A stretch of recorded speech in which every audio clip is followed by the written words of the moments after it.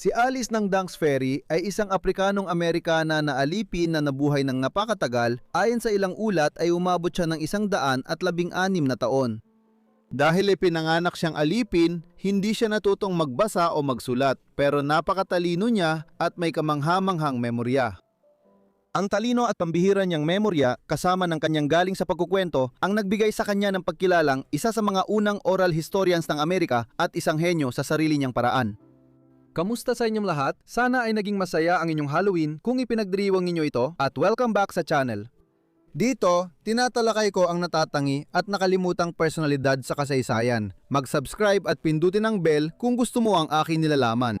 Nagtratrabaho ako ngayon sa pagbubukas ng Patreon at maglalagay ng extra na nilalaman doon, kaya ilagay ang inyong opinyon sa mga komento sa ibaba. Sige, ngayon tuklasin natin ang kwento ni Alice ng Dunks Ferry.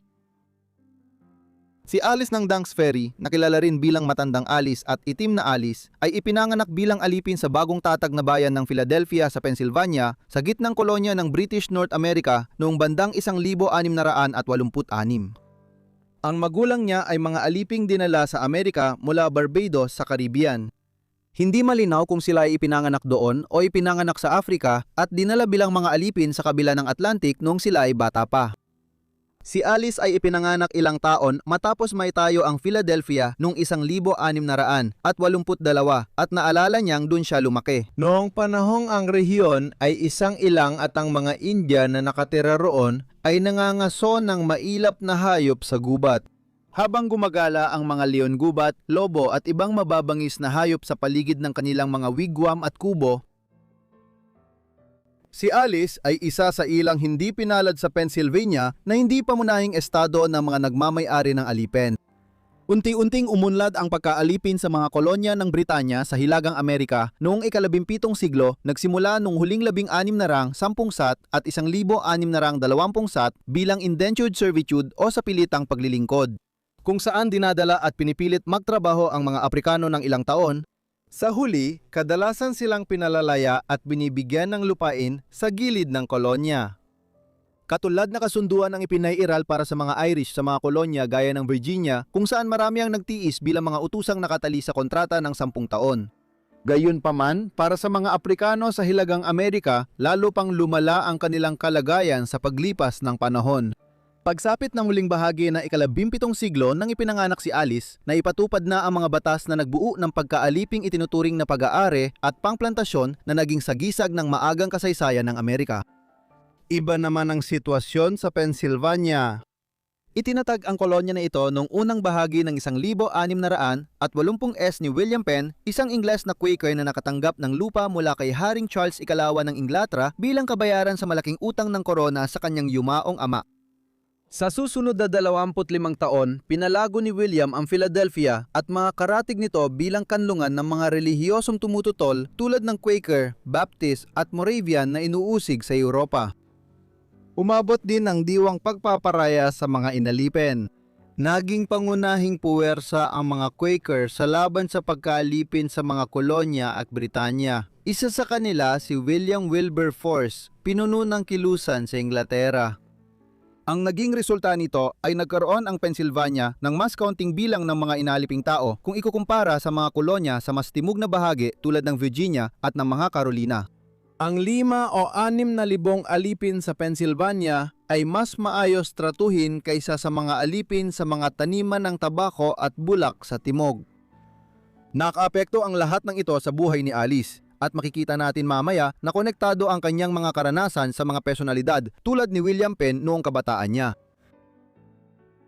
Sa edad na 10, kinuha si Alice mula Philadelphia at ipinadala sa Dunks Ferry. Ito ay matatagpuan hindi kalayuan sa Philadelphia sa lugar na ngayon ay Neshaminy State Park sa Bucks County sa Philadelphia. Mula rito, makikita mo ang skyline ng Philadelphia ngayon, kaya hindi talaga nalayo si Alice sa lumalaking bayan. Inilipat siya para maging tagapamahala ng ferry sa Dunks, kung saan itinatag ang ferry noong 1675 para maghatid ng mga manlalakbay sa Ilog Delaware. Dito, inalipin siya ni Samuel Carpenter at inatasang mangolekta ng bayad sa mga taong gustong sumakay sa ferry na kailangang magbayad para makatawid sa ilog. Sa susunod na 40 taon, magtatrabaho siya sa Dunks Ferry. Ang dahilan kung bakit marami tayong nalalaman tungkol sa buhay ni Alice ay pangunahing dahil ang kanyang kwento ay ikinuwento agad pagkatapos ng kanyang kamatayan ni Isaiah Thomas. Siya ang nagtatag ng American Antiquarian Society noong 1812 at 12 at isa ring mamamahayag at manunulat. May kakaibang karangalan din siya dahil siya ang unang nagbasa ng Deklarasyon ng Kalayaan sa Massachusetts noong 1776 matapos itong pagtibayin ng Ikalawang Continental Congress sa Philadelphia.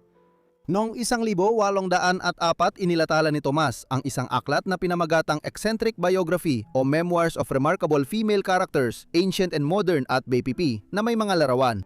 Koleksyon ito ng halos 100 maikling talambuhay ng mga babaeng personalidad, karamihan ay pinuno at mahalikang babae ng ika-18 siglo tulad ni Catherine the Great ng Russia at pilosopo at isa sa mga unang feminista na si Mary Astle. Ang unang tala sa aklat ni Tomas ay ukol kay Alice ng Dunks Ferry at dahil nakausap niya ang mga nakakakilala kay Alice sa mga huling taon ng buhay ni Alice, nakapagbigay siya ng mahalagang salaysay tungkol sa kanya.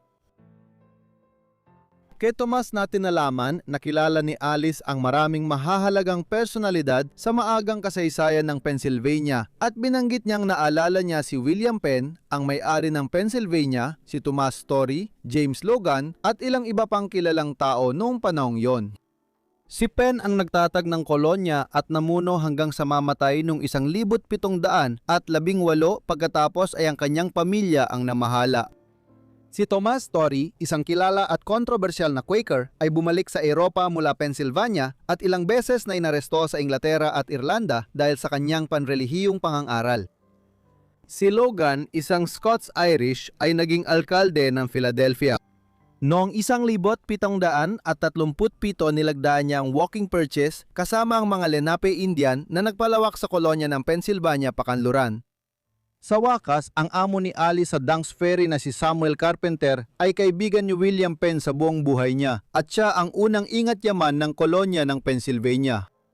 Kagiliw-giliw, madalas siyang nakatala na tumututol sa institusyon ng pagkalipin, ngunit malinaw na taliwas ito sa kanyang pagmamayari kay Alice.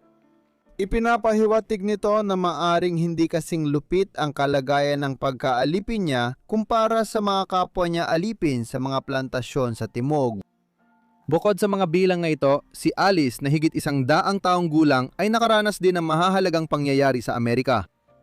Kasama rito ang 7 taong digmaan laban sa mga Pranses at mga kaalyadong katutubong Amerikano mula 1756 hanggang 1763, sinunda ng Rebolusyong Amerikano noong 1770-S ang pagsilang ng Estados Unidos at ang unang bahagi ng kasaysayan ng bansa. Kaya marami siyang kwento at karanasang naibahagi noong siya'y tumanda. Sa kabutihang palad, masayang ikinuwento ni Alice ang kanyang mga nasaksihan at nakilalang tao, kaya nakilala siya bilang isa sa mga unang oral historian ng Amerika. Sa mga dekadang nagtrabaho siya sa Dunks Ferry, kilala si Alice sa pakikipagkwentuhan sa mga pasahirong naghihintay tungkol sa kasaysayan ng Pennsylvania at pinasaya sila sa mga kwento tungkol kay William Penn at sa kanyang mga kasama, pati na rin sa unang kasaysayan ng kolonya. Hindi marunong magbasa at magsulat si Alice, kaya hindi siya makapagbasa o makapagsulat tungkol sa kanyang mga alaala sa Philadelphia at Pennsylvania, pero kilala siyang may mahusay na memorya at matalino. Halimbawa, sa mga huling bahagi ng kanyang buhay, nung siya ay napakatanda na, kahit sa pamantayan na yon, ayon kay Isaiah Thomas, kaya niyang ituro kung paano nagbago ang Philadelphia bilang isang lungsod kapag binibisita niya ito. Ipinapakita niya sa mga tao ang kinalalagyan ng simbahan at ibang gusali noong 1 siglo, pati kung ano ang nawala at natira mula noon. Kilala siya sa tapat at mahinahong pamumuhay at iilan lang ang nagduda sa kanyang mga kwento. Ayon sa pagkakasulat ni Thomas, si Alice ay naging bahagi na ng buhay sa Pennsylvania noong huling ika-18 siglo, kung saan dumadayo ang mga tao upang marinig ang detalyado at makulay niyang mga kwento tungkol sa unang panahon ng kolonya. Hindi ginugol ni Alice ang buong mahabang buhay niya bilang alipin. Matapos ang 40 taon ng pagtatrabaho sa Dunks Ferry na noon ay nasa unang 50 na siya, pinalaya na siya sa trabaho roon. Hindi malinaw kung ibig sabihin nito ay binigyan siya ng kalayaan o kung pinayagan lang siyang magretiro. Ano man ang kaso, mukhang ang kalagayan niya pagkatapos ng 1,740 ay karaniwan ng tulad ng isang malayang babae. Noong 1,780 sumunod ang Pennsylvania sa Vermont at naging ikalawang bahagi ng Estados Unidos na nagalis ng pagkaalipin. Kaya namatay si Alice bilang isang malayang babae. Mahaba pa ang naging buhay niya matapos magretiro at umabot siya sa tinatayang 116 na taon. Isang mahabang buhay na tila totoo based sa mga napatunayang ulat na siya ay nasa Pennsylvania noong mga unang taon ng kolonya at kilala niya si William Penn, isang lalaking namatay noong 1718. Sa huling bahagi ng buhay niya, naging oral historian siya at abala sa iba pang gawain.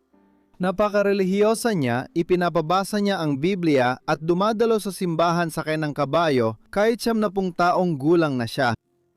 Mahilig siyang mangisda at madalas magsagwan sa gitna ng Ilog Delaware kahit matanda na upang mangisda at bihirang umuwi nang walang huli. Mukhang nagtayo pa si Alice ng negosyo sa pagbenta ng inasnan na isda o shad sa kanyang pagtanda. Habang tumatanda siya, lumalala ang kalusugan ng kanyang buhok. Noong 1,780 lumabo ang kanyang paningin hanggang sa siya'y nabulag. Ang pahayag ni Isaias Tomas na milagrosong bumalik ang kanyang paningin sa edad na 100 at 2 ay tila higit pa sa kaduda-duda. Ikinuwento rin niya na bago siya namatay, naging puting-puti ang kanyang buhok at nalaglag ang huling ngipin niya sa edad na 116. Kahit humihina na ang katawan niya, kilala siyang dumadalaw sa Philadelphia kahit sa huling mga taon niya ay nakatira siya sa Bristol, Pennsylvania sa hilaga silangan ng Philadelphia sa tabi ng Ilog Delaware. Namatay siya roon sa hindi tiyak na petsa noong 1,802 at tinatayang siya ay 116 na taong gulang. Kung totoo ito, mapapabilang siya sa 30 pinakamatandang tao na nabuhay at malamang siya ang pinakamatanda sa mundo noon. Ngayon, muling binubuo ang kanyang kwento mula sa iba't ibang archive at may plaque sa Dunks Ferry bilang pagkilala sa ilog na inalagaan ni Alice ng mahigit 40 taon. Maraming salamat sa inyong lahat sa panonood ng video na ito tungkol kay Alice ng Dunks Ferry. Sana ay nahanap ninyong interesante ito. Ipaalam ninyo sa akin ang inyong mga opinyon tungkol sa kanyang buhay sa ibaba sa mga komento at kung may iba pa kayong suhestiyon, siguraduhin ding ilagay ang mga ito sa mga komento sa ibaba. Kung bago ka pa lang dito, sana ay nakasubscribe ka na at siguraduhin naka-on ng notifications para matanggap mo agad ang lahat ng aking mga video kapag nag-upload ako. At alam nyo na, yun lang mula sa akin, kaya magkikita-kita tayo sa susunod na Forgotten Lives. Salamat!